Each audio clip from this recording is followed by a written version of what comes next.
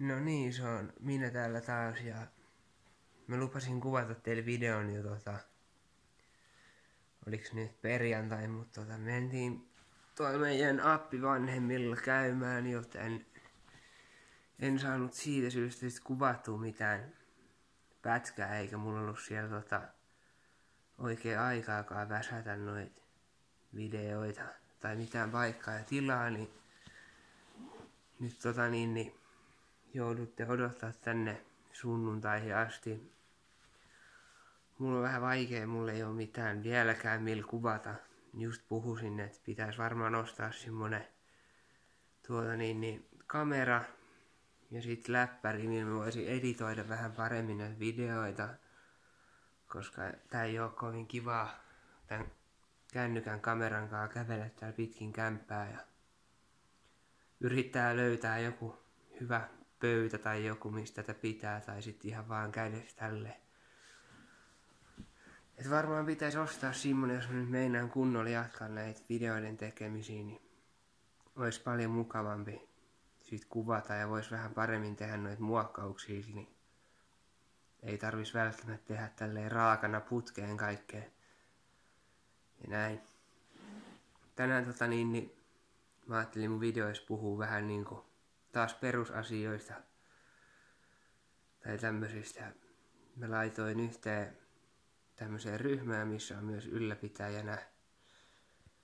Ja juttelin siellä pari muunkin ryhmän jäsenen kanssa. Toinen niistä on itse asiassa kanssa vlogaaja, joka tekee samoin kaltaisia videoita niin kuin kanssa tubeen. Mä voin hänen tube-kanavan linkin laittaa tuohon mun videon tietoihin. Häneltä sain kans vähän niinku materiaaliapua ja näin poispäin. Sitten siellä oli kans pari muuta sen ryhmän ylläpitäjän jäsentä, jotka auttoi mua tämän videon aiheen kasaamisessa. Kirjoitin ihan ranskalaisilla viivoilla paperille taas, niin se on helpompi teille niinku selittää sitten näitä asioita. Eli ihan aluksi voitais käsitellä sitä, että minkä takia nyt kun lehdistäkin on saanut lukea, niin yhä nuoremmat ja nuoremmathan lähtee tähän päihdemaailman mukaan. Ja voitaisiin aluksi vähän funtsia ehkä sitä, että mikä sinne päihdemaailmassa sit oikeastaan kiehtoo tai miksi sinne sitten nuoret lähtee. Nytkin just luin uutisen jostain tämmöistä, että Oulussa on huolissaan alle 15-vuotiaiden päihteiden käytöstä ja siellä on ihan niinku kovia huumeita vetelleen nuo ihan niinku yläasteikäiset nuoret. Eikö se tietenkään ole hyvä juttu? Että mikä siinä niinku on, että miksi nuoret lähtee semmoiselle tielle. Ja tässä nyt kun näitä lueskelen juurikin näistä ranskalaisista viivoista, niin täällä on näitä muiden tuomia kommentteja ja sitten on minun omia ajatuksia myös tässä seassa. Ainakin yksi, mikä on varmaan semmoinen, mikä eniten tulee esille niin kuin ihan näissäkin paikoissa, missä on ollut vaikka katkaisuhoidossa tai jossain päihdelaitoksissa ja tommosissa, niin kun on puhuttu siitä, että mikä siihen päihteiden käyttöön on joskus aikoinaan ajanut, niin suuri mikä tulee esille on varmaan juurikin tämä, että on paljon niin kuin ollut vaikka koulukiusattuja tai sitten muuten syrjittyjä nuoria tai tämmöisiä ja sitten pääsee porukkaan ja niin kuin tuntee, että he kuuluu johonkin. Eli yhteenkuuluvuuden tunne. Eli jos olet vaikka kovasti kiusattu ja sulla ei ole ikinä ollut mitään kavereita ja tuntuu siltä, että sä et pääse niin kuin sisään mihinkään porukkaan, niin sitten tuolla porukassa ei niinku ketään tuomita yleensä, että sinne pääsee niinku mukaan helposti ja niinku kaikki tekee sitä samaa juttua ja pyörii samoja asioita ympärillä, niin saa semmoisen tunteen, että nyt kuulun tuohon porukkaan ja minä osaan jotakin. Vaikka tietysti olisi parempi varmaan olla osa semmoista porukkaa, niinku, missä ei, tai niin. En viitti sanoa ketään huonommasta tai paremmaksi, mutta ehkä olisi parempi kuulua sitten, tai yrittää hakea sitä kuuluvuutta vaikka jostain urheiluseurasta tai jostain vastaavasta. Koska eihän tuo nyt pitkällä tähtäimellä tuo päihteiden käyttö oikein johda mihinkään hyvää, että terveys ja kaikki mennyt. Näin. Sitten niinku monesti, tai tässä kanssa tuli parilla ihmisellä ilmi, että tuo porukka on yhteenkuulumisen tunne, niin siinä on myös se, että siihen porukkaan on tosi helppo päästä. Ja niihin piireihin, missä käytetään päihteitä, on tosi helppo päästä, niin että sinnehän pääsee helposti ja just saa nopeasti sen yhteenkuuluvuuden tunteen, mutta sitten sieltä onkin tosi vaikea lähteä pois. Että sitten kun sä oot omaksunut ne rikollisen elämäntavan ja muutenkin niin päihteitä käyttävä elämäntava, niin sehän alkaa sitten vuosien mittaan sinulle tuntumaan normaalilta. Ja sitten on just tätä, kun jotkut koittaa olla ilman, niin sitten siellähän monesti semmoinen, että kyllähän nyt joskus voi ottaa. Ja niin kuin muitakin päihteitä, vaikka alkoholia, että voi joskus ottaa. Ja näin. Niin helpostihan siinä sitten tulee semmoinen, niin kuin, että alkaa toimimaan porukan mukaan. Vaikka loppupeleissä hän itse teet sen päätöksen, mutta se on tietty helpompaa sitten päihteitä käyttävien ihmisten kanssa. Minä olen muuten tästä saanut kuulla, kun on puhunut tästä päihteiden käyttävien ihmisten kanssa, niin kuin ajautuu helpommin käyttämään päihteitä. Ja haluan sanoa sen, että mulla ei ole tarkoitus niin kuin mollata ketään, eikä nostaa itseäni mitenkään jalustalle tai niin kuin syyttää ketään minun päihdeongelmasta. Että kyllä minä olen ihan itse syyllinen siihen päihdeongelmaan. Minä vaan koitan tuoda niin kuin enemmän nuorille sitä ilmiä, että sieltä ei välttämättä niin helposti pääsekään pois, jos sinne lähtee, vaikka se olisi aluksi kuinka siistiä ja jännää ja tämmöistä. Vaikka valitettavasti suurimman osan kohdalla se menee niin, että se pitää itse sieltä kantapään kautta kokea, että eihän tää ollutkaan semmoista kuin ajattelin. Että kyllä se niin on monta kertaa näin myös sen, että se moraalisointi ja tämmöinen, niin ei se auta yhtään mitään niin kuin, sitten kun sinä olet sinne porukoihin jo lähtenyt ja päättänyt, että tää on hauskaa. Niin ei sinä kyllä mikään moraalisointi auta enää. Et kyllä se pitää sitten itse kokea se pohja tai sitten tapahtua jotain, että ihminen ymmärtää, että ei tämä ehkä olekaan ihan niin kuin sitä, mitä alun perin kuviteltiin. Ja näin. Ja sitten, niin. Sitten niin. Siinä vaiheessa, kun sä oot siellä pelissä syvällä, ja niin kun oot ajautunut jo sinne porukoihin, et pääse sieltä pois, niin sittenhän tulee monesti tämä, että sitä alkaa tehdä yhteiskunnan leimaaminen. Tämmönen, että sinut leimataan ihan B-luokan kansalaiseksi. Se näkyy ihan vaikka sairaaloihin meet, niin vaikka kuinka menisit hakemaan vaikka kuumelääkettä, niin sinua katsotaan siellä kierroja. Syrjitään tälleen. Niin. Sitten niin kuin semmonen, että jos mun pitää luntata tuolta lapusta.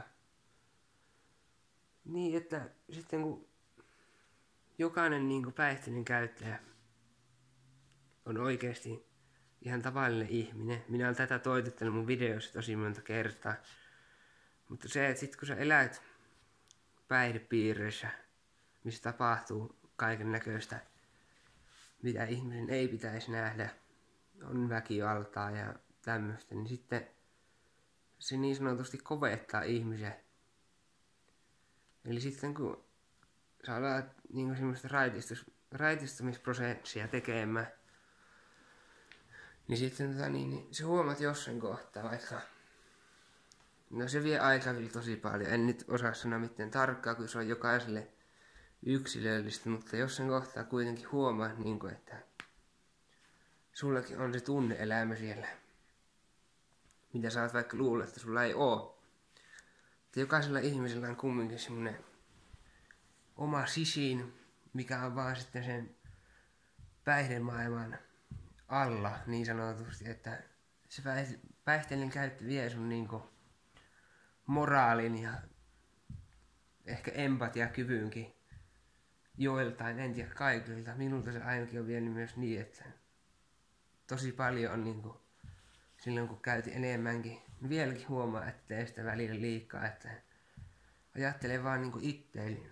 Mä en saa ajatella silleen, että muiden kautta. Sehän niinku, kyllä mä muistan sen, kun ennen kuin aloin niinku käyttämään kunnolla, niin kyllä mulla oli niinku semmoisen niinku moraali vielä, semmoinen, että mä ajattelin, että jos hei, nyt kun mä teen väärin, niin mä ajattelen niin, että mä teen väärin. Mutta sit kun sä käytät paljon päihteitä, se katoo sulta. Ja sulla tulee vaan niinku enemmän semmonen hälläväli ajattelu sen osalta, jos sä teet jotain väärin. Jos sä teet jotain väärin, niin sä ajattelet ihan sama, että nyt mä saan tästä vaikka muutaman kympin rahaa, että mä saan huumeita tai näin. Et, niin. Mun olisi ehkä pitänyt tiivistää tätä vähän paremmin. Mä oon kaikki aika sekaisin täällä mun lapulla. Joo, luen tästä nyt vielä, kun en muista ulkoa näitä. Niin. Ja sitten se kova kuori tulee niin päihteiden käytön myötä silleen, kun siellä päihdemaailmassa ei pärjää sillä herkkyydellä ja tuommoisella. Se oikea minuus katoaa sen päihteiden käytön myötä. Sitten mun piti käydä tässä videossa läpi myös semmoista, kun ne, ketkä jo käyttää päihteitä tai on kuivilla. Etkä mitkä vois olla semmosia niinku merkkejä, mitä läheiset ihmiset vois seurata semmoisesta ihmisestä, joka yrittää olla kuivilla. Mutta sit niinku tulee semmosia merkkejä, että se ehkä voisikin alkaa käyttämään päihteitä. Tai että se ehkä käyttääkin jo.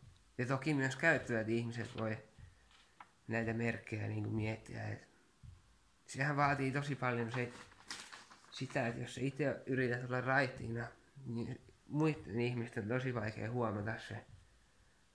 Mut sä itse voit oppia tunnistamaan niitä merkkejä, että mistä se lähtee se päihteiden käyttö. Tai että minäkin olen retkahdellut muutaman kerran.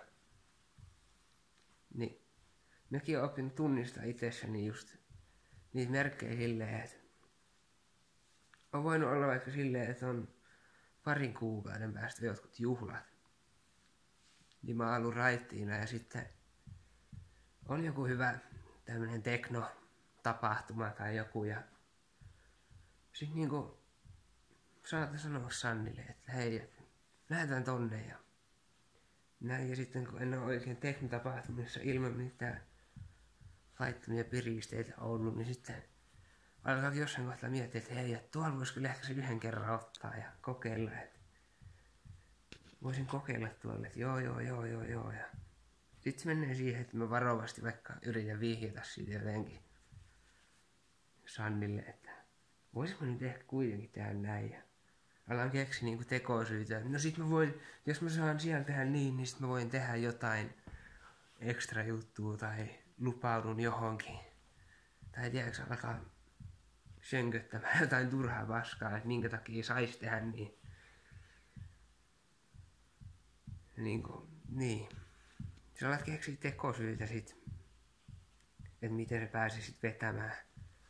Täällä on yksi sieltä ryhmästä semmonen ylläpitäjä myös, niin on sanonut itse, että semmosia merkkejä oli ainakin, että en viitti nimeä mainita, kun en tiedä saanko, mutta heillä oli ainakin ollut silleen, että rutiinit on alkanut muuttumaan pikkuhiljaa. On ennen ollut vaikka punttisalilla käyntiä ja tämmöstä ja sit yhtäkkiä saattakin tapahtuu niin, että ei se ihminen enää alakaan käymään siellä punttisalilla, vaan hän alkaa keksiä jotain tekosyitä, että miksei mene sinne. Tai sama pätee vaikka siihen NA-kerhoon, mitä hän sanoi, että alkoi keksiä tekosyitä, että en mä enää käykään näissä keskusteluissa, mitkä saattaisi auttaa mua siinä raittina olemisessa. Ja tälleen. Just hänellä oli vissiin ollut niin, saa korjata jos sanon väärin, Mutta oli alkanut taas liikkumaan uudestaan niinku, tai enemmän käyttävien kavereiden kanssa. Ja sit niinku, oli alkanut käymään vaikka baarissa tai jossain muualla heidän kanssa. Ja sit pikkuhiljaa siitä oli niinku alkanut se käyttäminen. Sitten jollain voi tapahtua sulkeutumista. Et ennen on ollut tosi avoin tämmönen puhelias vaikka puolisolle. Ja sit niin, siinä vaiheessa voi joko jo käyttää tai harkita sitä käyttää. Mulla ainakin tulee se sulkeutuminen silloin, kun mä oon jo retkahtanut ja käytän jo päihteitä. Sit vaikka jos mä oon tehnyt niin, että mä oon käyttänyt, kun Sanni ei oo täällä, Sanni on vaikka jossain, niin sit yleensä mä niinku soittelen vaikka puhelimella hänelle kuulumisiin ja vastailen viesteihin ja näin. Ja sit mä en välttämättä niinku tee mitään, mä saatan sammuttaa puhelimeen ja olla täällä. Ja sit aamulla hän haluaisi tulla käymään ja sit mä oon, että ei. Mä haluan olla vaan yksi. No yleensä se johtuu siitä, että mulla on tosi jotenkin paha olo, kun mulla on jotain vierotusoireita tai näin. Ja se sulkeutuminenhan nyt voi näkyä monella tapaa, sitä voi ihmiset nyt itsekin miettiä, että mitä ne asiat vois olla, mutta tossa oli jotain esimerkkejä siitä sulkeutumisesta. Kyllä. Ja sitten niinku, jos sä harkitset, jos sä oot nyt ollut kuivilla tai et ois ikinä käyttänyt, niin jos sä harkitset käyttämistä, niin kannattaa ottaa ihan paperi, mitä minäkin olen käyttänyt. Ja siinä tunnekuohus miettii, mutta ehkä enemmän niille, jotka on retkahtamassa, mutta kumminkin, niin kannattaa siinä tunnekuohus miettiä. Ihan paperilla ranskalaisille viivoille, niin lyöt asiat, että mikä tästä johtaa ihan paskaa ja mikä tästä oikeasti toisi sulle hyvää. Tai mikä sulla olisi, niin, hyvät asiat, huonot asiat. Ja vertaile niitä keskenään ja mieti siitä, että onko se hyvä asia, että sä aloitat uudestaan käyttämään tai ylipäätään käyttämään, vai onko se huono asia. Enemmänhän se paskaa tuo kuin mitään hyvää. Jos nyt oot kuivilla, niin mä haluan tsempata teitä kaikki, jotka yrittää sitä, niin jatkamaan sitä kuiviloloa, koska se on oikeasti parasta. Jotenkin, niin. Minäkin nyt taas yritän kamppailla tämän kanssa. Pääsisin jatkamaan tätä kuivaa elämää. Toivon, että ei taas tule takapakkia. Kyllä se mua pelottaa, että niitä tulee, mutta yritetään. Mutta ainakin tämä antapuskuuri on tosi hyvä. Minkä sain aloitettua, mä oon huomannut sen. Ja oikeastaan nyt, onko se nyt 6 päivää mulla vasta ollut. Mutta kyllähän mä niinku ennen join lähes päivittäin, ainakin joku muutaman tölkin. En välttämättä humalaa, mutta join tosi usein. Kyllä mä oon huomannut niinku sen, että nyt on jo vähän parempi olo. Et aluksi pari yöltä mä näin tosi paljon painajaisia ja tämmösiä. Heräilin tosi paljon öisin. Sen takia kun en ollut juonut, tai ainakin epäilen niin, koska se alkoi heti, kun se antopuski mulla tuli. Mutta jotenkin tää on tosi hyvä, koska yleensä mun retkahdukset on ainakin tapahtunut niin, että mä oon ensin juonut alkoholia. Ja sitten niin humalas päättänyt, että hei, et voisinkin hakea tosta jotain ja alkaa sit käyttämään. Näin. Niin. Mun mielestä mä sain tosi kivoja noita juttuja. Noita mun kavereilta. Tai kavereilta, en mä tiedä. Kavereilta tuttavilta sieltä ryhmien kautta. Mä jotenkin yritin nyt tiivistää nämä kaikki, että mä unohdettaisi mitään, mutta nyt meni 20 minuuttia ja mun ajatukset on ihan sekaisin. Kirjoitin nämä kaikki tänne paperille ihan sekaisin. Mä koitan täältä teille vielä lunta tai jotain.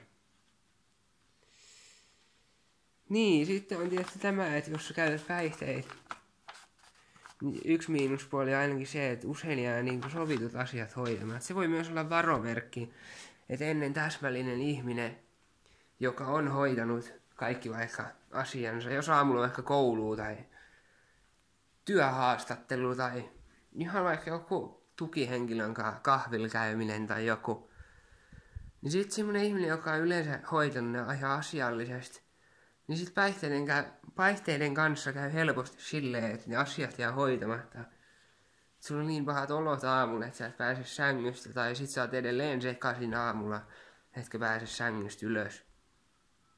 Niin kuin täsmälliset ihmiset saattaa muuttua semmoisiksi epätäsmällisiksi käyttäessään. Nyt on ainakin mun ymmärtääkseni kovin yleistä. Ja minulle käy todella usein silloin, varsinkin kun join alkoholia paljon, niin krapulassaan en päässyt sängystä ylös, enkä lähtenyt mihinkään. Jäi tosi paljon tärkeitä asioita hoitamatta, minkä takia nyt taas olen tässä tilanteessa, mitä eilisessä videossa sanoin. Eli jäi paljon palavereja ja tommosia välistä juomisenkin takia. Ja näin poispäin. Kyllä. Mä oon nyt aika paljon saanut tästä mun mielestä asiaa. Ja nyt mulla on taas semmonen olo, kun mä oon ollut aina, eli oon epävarma itsestäni ja mietin, että onko sitä ihan liian sekava video, mitä kukaan ei jaksa katsoa, koska mulla on itse semmonen olo, että meni tosi sekavasti jotenkin. Ehkäpä tämä itsetuntokin tästä kasvaa nyt, kun vaan raitistuu ja yrittää jatkaa tätä skarppaamista, niin ehkäpä tämä itsetuntokin tästä vielä paranee. Joo, en mä tiedä, olis mulla oikein mitään muuta tässä kerrottavana näin. No tuli tässä nyt 20 minuuttia asiaa. Mun mielestä ihan mukava aika. Ja tälleen, jos te haluatte niinku itse taas toivoa jotain, mitä mä voisin tehdä teille, niin, tai millaisia videoja mä voisin tehdä teille, niin laittakaa nyt ihmeessä jotain kommentteja. Viimeksi ei tullut mitään. Mutta laittakaa nyt ihmeessä, mulla saa Snapchatissa tai Instagramissa tai Facebookissa tai missä vaan, niin tulla myös laittaa niinku viestiä, että hei, et sä voisit kertoa tämmöisestä, että mua kiinnostaisi kuulla tämmöisestä aiheesta. Ja näin. Jos mä nyt yrittäisin tehdä silleen, että mä kuvaisin vaikka kerta viikkoon teille jotain, niin mä voisin viikon miettiä näitä aiheita ja sitten vai no vaikka tälleen, no sunnuntai voisi olla aina hyvä päivä kuvata. Eli jos mä lupaisin joka sunnuntai tehdä teille videon, niin se olisi hyvä. Välillä voi ehkä kestää pidempään, mutta suurin piirtein viikon välein. Joo, minä pistän tämän videon nyt teille latautumaan ja toivottavasti tykkäsitte katsoa tota ja saitte tosta edes jotain irti. Eipä mulla muuta. Noniin, moikka!